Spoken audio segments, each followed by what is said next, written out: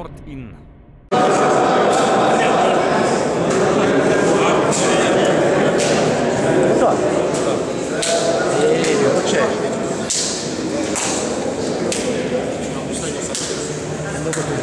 Ačiū. Su pergalė vyrai.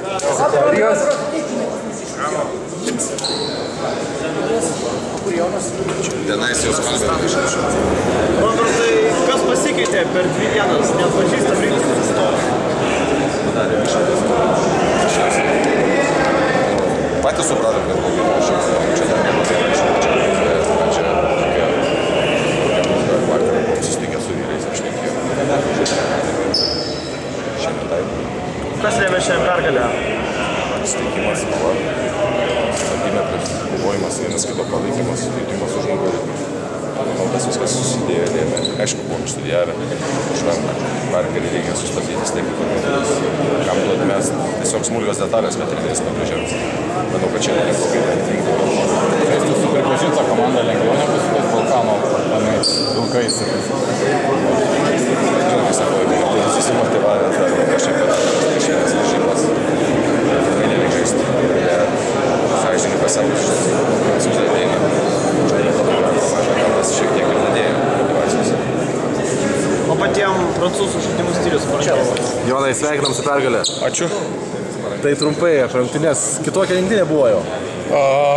Padarėm išvadas šiek tiek galbūt po paskutinių pralaimėtų varžybų ir persigrupuojam ir parodėm, kad galim žaisti.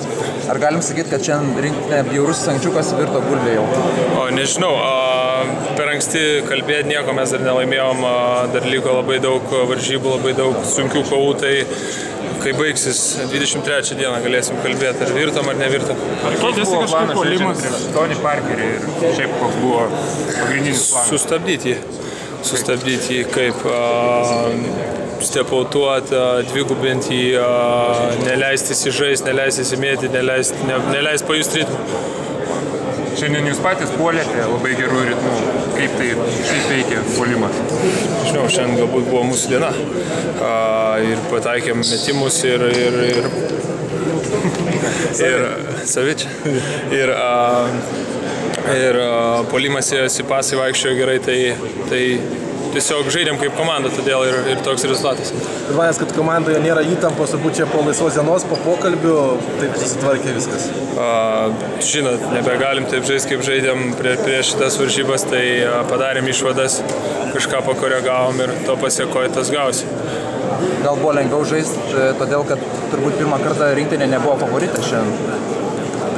Nežinau, labai sunkus klausimai. Tiesiog žaidėm savo žaidimą, ką galėjom, visi stengiamės 100% ir tiek. Nežiūrėjom favoritę, ne favoritę, tiesiog žaidėm varžybą. Šitoj grupiai atvykę iš Jasenicos laimė prieš Liublianą. Tai reiškia, kad mūsų grupė buvo stipresnė už šitą. Oi, nežinau, čia turbūt jau ekspertai vertins, kas buvo stipresnis. Gali susiglostyti visai varžybos, gali prieš pačią prasčiausią komandą pralaimėti, jeigu kažkas nepasiseks, tai negaliu to pasakyti. Jonai, šiandien 4-5 žaidėjai pelnė ženkliai taškų skaičių. Ar tas puolimas keitėsi kažkaip? Buvo kitoks nei ankstesnės rungtynės? Nežinau, tiesiog galbūt puolėm kaip komanda, daugiau asistų buvo, kamuolys vaikščio, kaip ir sakiau, tai galbūt tas man padėjo daugiau taškų pelnyti, rezultatesniem buvo.